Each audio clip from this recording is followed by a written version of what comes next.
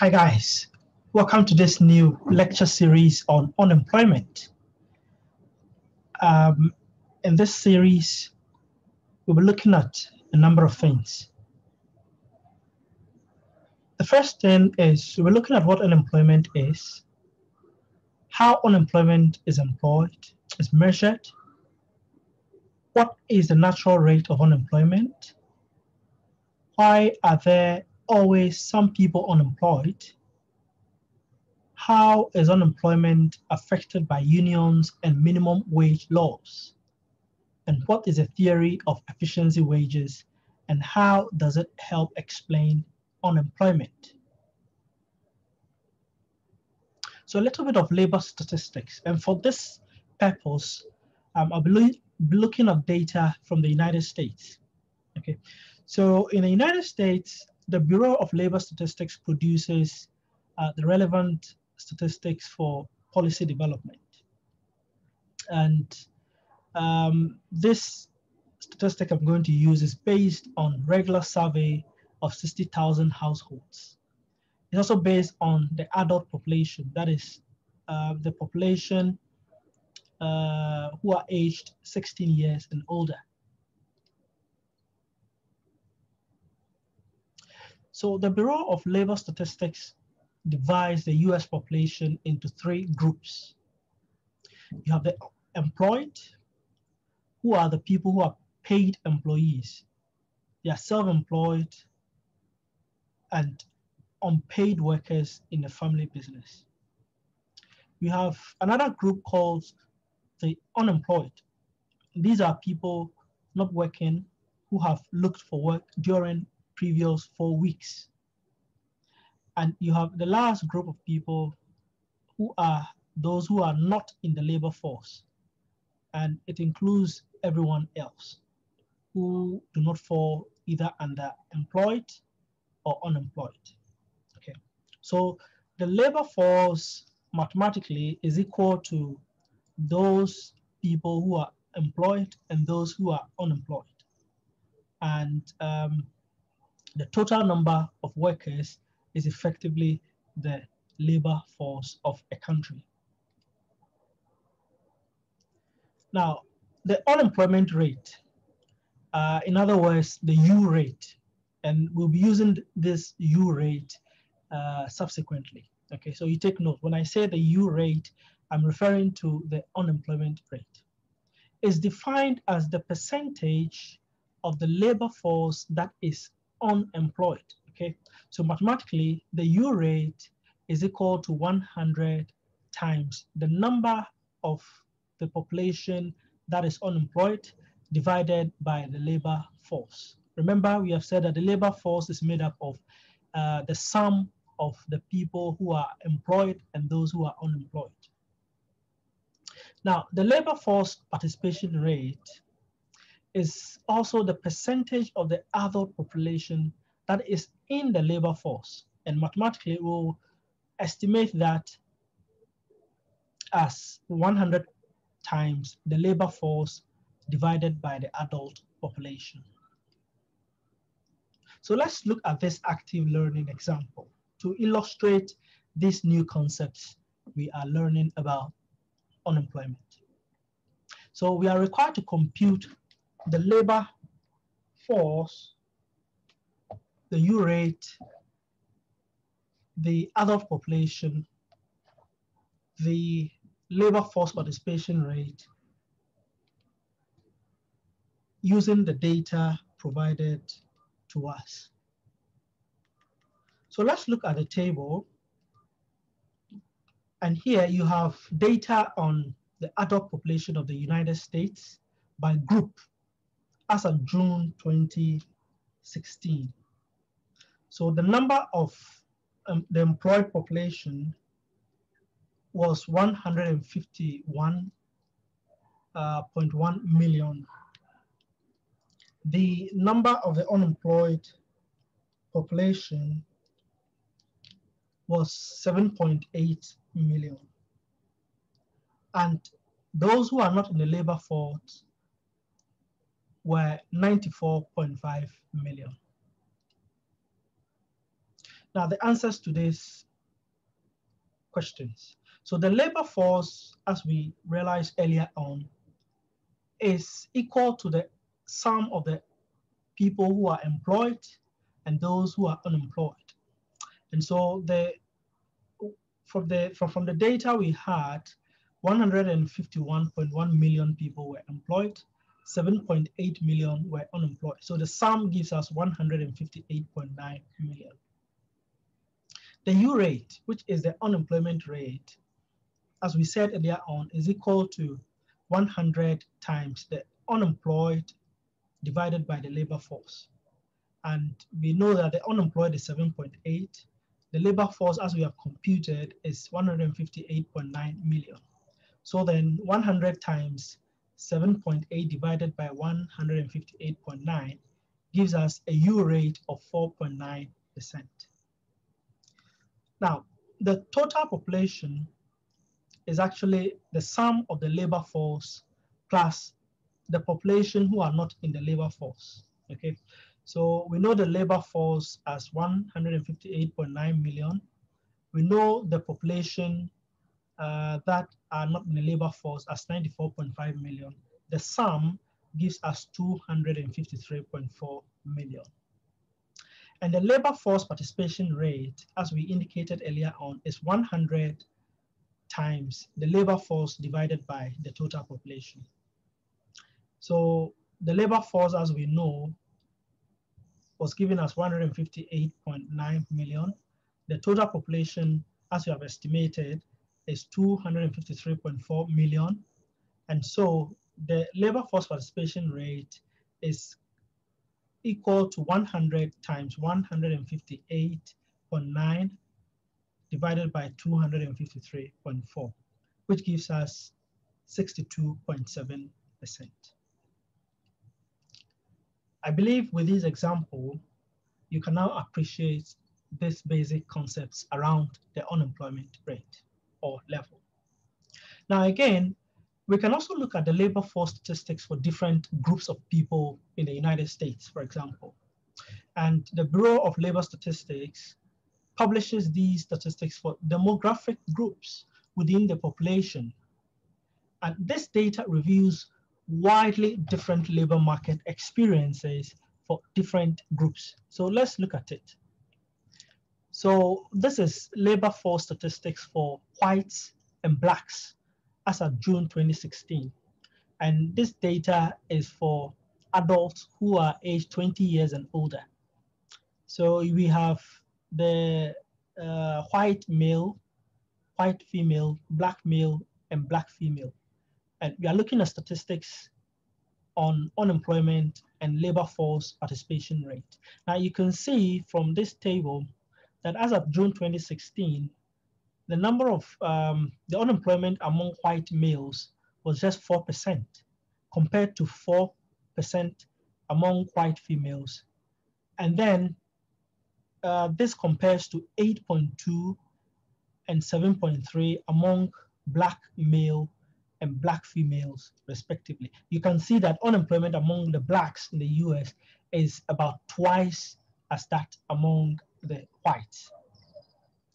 And then the labor force participation rate for white males is 71.9%. For females is 57.6%. For black males is 67.8%. And for black females is 60.9%. So you can see that to a large extent, in terms of labor force participation, white males have a better statistic compared with the blacks. However, the blacks, either male or female, tend to have better statistics than the white females.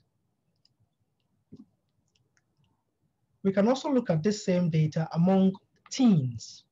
So the population aged 16 years to 19 years. And once again, you can see that the unemployment rate among teens, white teens, in this case, is 14.1%. And unemployment among black teens is 31.2%. And that is more than 2 times that of the white unemployment rate. Labor force participation rate is also higher for whites than for blacks, as you can see. here. For whites, it's 37%, and for blacks, it's 29.2%. And then we can look at all ages across other groups of people. So here we have Asians and the Hispanics. So unemployment among the Asians is 3.5%, and is higher for the Hispanics at 5.8%. And labor force participation among the Asians is 63.2% and 65.6%, which is higher than for the Asians. For adults, we are looking at people who are aged 25 years and older. Okay, so here we are looking at those who have less than a high school diploma. And you can see that unemployment among this group of people is 7.5%, and their participation rate is 45.2%. Those with high school diploma have an unemployment rate of 5%, and their participation rate in the labor market is 57.2%.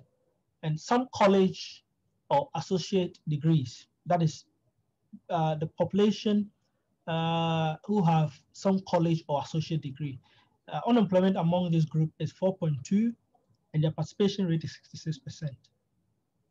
And then for those with a bachelor's degree or more, unemployment amongst them is 2.5%, and their participation rate is 7.4%. So you can see that the higher or the more education you have, or the higher the level of education for a population, the lower the unemployment rate for them. Or what that means is that many more of them end up participating in the labor market, as you can see from these statistics. So let's look at this graph. It is the labor force participation rate by sex between 1948 and the year 2016 for the US. So once again, you can see that labor force participation was very high for males, and it has been declining over time, whilst that of the females has been increasing over time. In 1950, the gap between males and females in terms of labor force participation was very wide. That gap is closing up, as you can see, as at the year 2010. Now let's look at this second active learning example. And in this case, we are looking at the limitations of the unemployment rate. So we are required that in each of the following, what happens to the unemployment rate? Does the U rate, the unemployment rate, give an accurate impression of what's happening in the labor market? So we have three cases here. We have the case A, case B, and case C.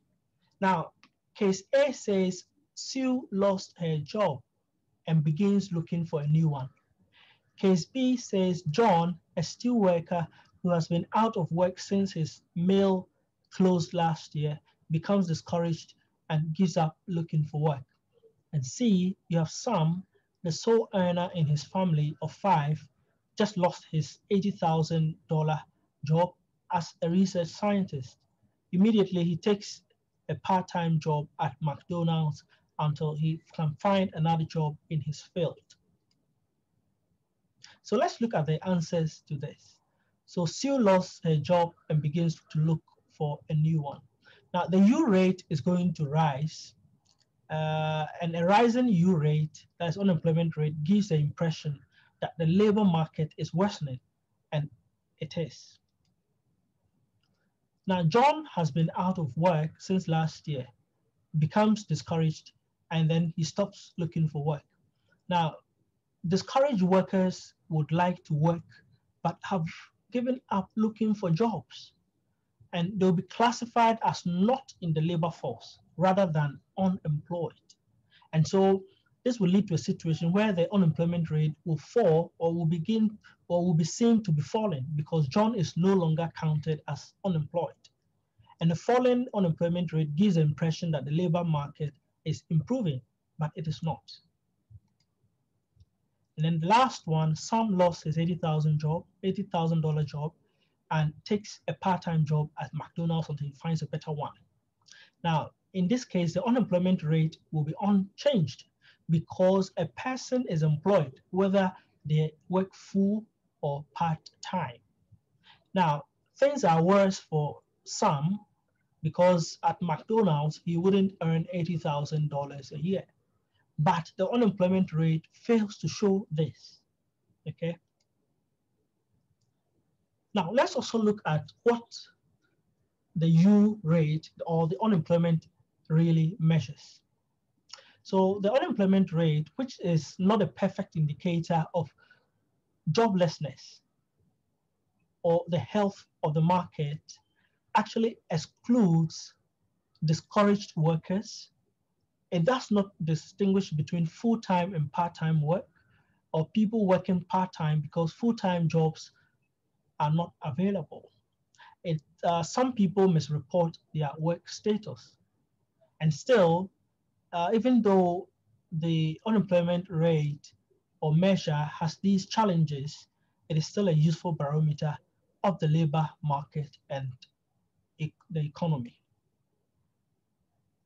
Now, let's look at the duration of unemployment. So most spells of unemployment are short, okay? So typically 1/3 of the unemployed have been unemployed under 5 weeks. 2/3 have been unemployed under 14 weeks. Only 20% have been unemployed over 6 months. And yet, you would observe that most unemployment is long-term. So the small group of long-term unemployed persons has fairly little turnover. So it accounts for most of the unemployment observed over time. And knowing these facts actually helps policymakers design better policies to help the unemployed.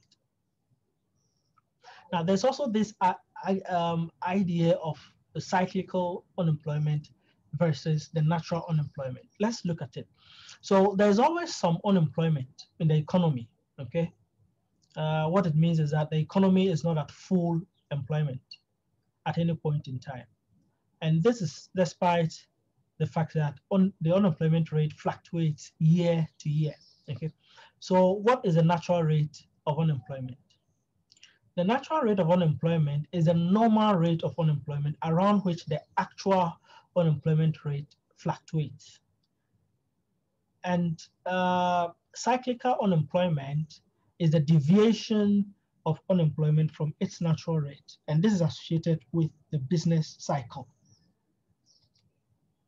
So let's look at this example, this chart, which plots the actual unemployment rate against the natural rate of unemployment in the United States from 1960 to the year 2015.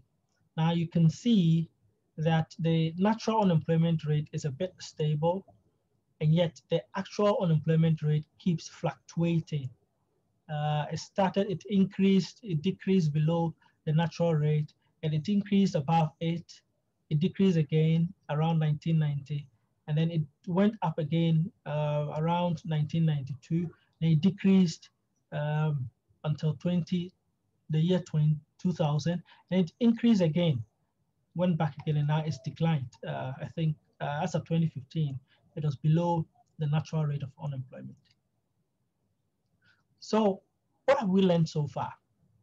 We've learned that the unemployment rate is a percentage of those who would like to work who do not have jobs. Unemployment and labor force participation vary widely across demographic groups.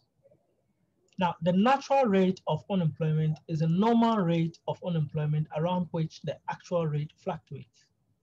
Cyclical unemployment is the deviation of unemployment from its natural rate and is connected to short-term economic fluctuations. Let's look forward to part 2 of this series on unemployment. Thank you.